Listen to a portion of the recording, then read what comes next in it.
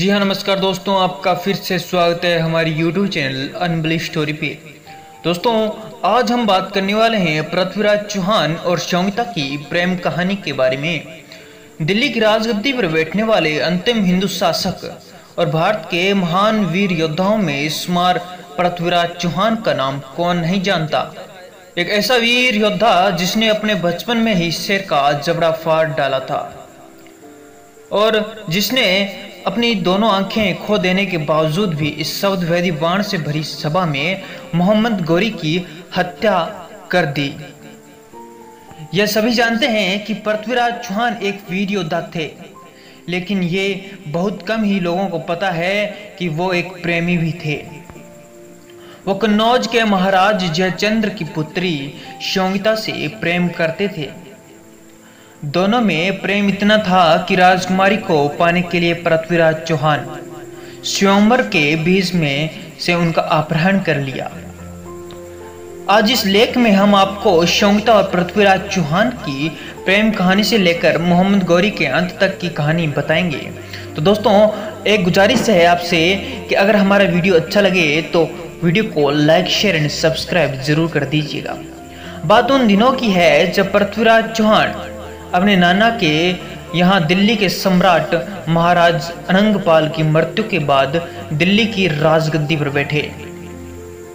गौरतलब है कि महाराज अनंगपाल को कोई पुत्र नहीं था, इसलिए उन्होंने अपने दामाद अजमेर के महाराज और पृथ्वीराज चौहान के पिता सोमेश्वर सिंह चौहान से आग्रह किया कि वे पृथ्वीराज चौहान को दिल्ली का युवराज घोषित करने की अनुमति प्रदान करें। महाराज सोमेश्वर सिंह ने सहमति जता दी और पृथ्वीराज चौहान को दिल्ली का युवराज घोषित किया गया। काफी राजनीतिक संघर्षों के बाद पृथ्वीराज चौहान दिल्ली के सम्राट बने। दिल्ली की सत्ता संभालने के साथ ही पृथ्वीराज चौहान को कन्नौज के महाराज जयचंद्र की पुत्री संगीता भाग गई थी।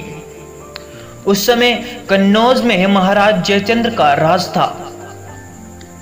उनकी एक खूबसूरत राजकुमारी थी जिनका नाम था संगीता। जयचंद्र पृथ्वीराज की यशवर्धि से ईर्ष्या का भाव रखा करते थे। एक दिन कन्नौज में एक चित्रकार पन्नाराय आया जिसके पास दुनिया के महारथियों के चित्र थे और उन्हीं में से एक चित्र था दिल्ली के युवा सम्राट पृथ्वीराज चौहान का।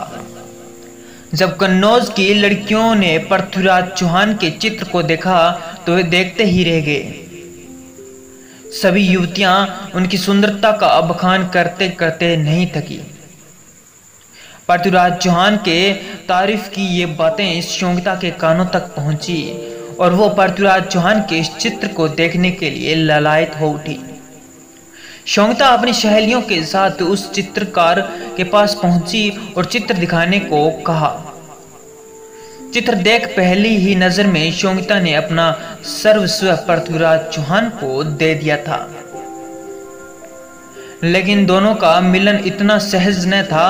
महाराज जयचंद्र और पृथ्वीराज चौहान में कट्टर दुश्मनी भी थी।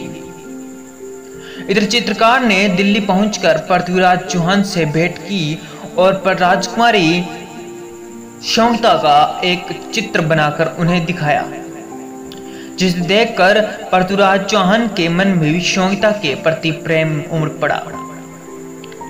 उन्हीं दिनों महाराज जयचंद्र ने संगीता के एक स्वयंवर का आयोजन किया। इसमें विभिन्न राजाओं के राजकुमारों और महाराजाओं को आमंत्रित किया गया, लेकिन ईश्वरीय वंश पृथ्वीराज चौहान को स्वयंवर के लिए आमंत्रित नहीं भेजा गया। राजकुमारी के पिता ने चौहान का अपमान करने के उद्देश्य से स्वयंवर में उनकी एक मूर्ति के द्वारपाल की जगह खड़ा कर दिया। राजकुमारी संगीता जब वरमाला लिए सभा में आई तो उन्हें अपने पसंद का वर पृथ्वीराज चौहान कहीं नजर नहीं आया। इसी समय उनकी नजर द्वारपाल की जगह रखी पृथ्वीराज चौहान की मूर्ति पर पड़ी और उन्होंने आगे बढ़कर वरमाला उस मूर्ति के गले में डाल दी। वास्तव में जिस समय राजकुमारी ने मूर्ति में वरमाला डालना, पृथ्वीराज चौहान स्वयं आकर खड़े हो गए और माला उनके गले में पड़ गए। शोंगता द्वारा पृथ्वीराज चौहान के गले में वरमाला डालते देख पिता जयचंद्र आग बबूला हो उठे। वह तलवार लेकर शोंगता को मारने के लिए आगे बढ़े, लेकिन इससे पहले कि वो शोंगता तक पहुंचे, पृथ्वीराज चौहान और शोंगता को अपने साथ लेकर वहां से निकल पड़े। स्वयंवर से राजकुमारी को उठाने के बाद पृथ्वीराज दिल्ली के लिए रवाना हो गए। आगे जयचंद्र ने पृथ्वीराज चौहान से बदला लेने के उद्देश्य से मोहम्मद गौरी से मित्रता की। तो दोस्तों, इससे आगे वीडियो देखने के लिए हमारे YouTube चैनल को सब्सक्राइब जरूर कर लीजिएगा जी। Thank you so watching for YouTube video.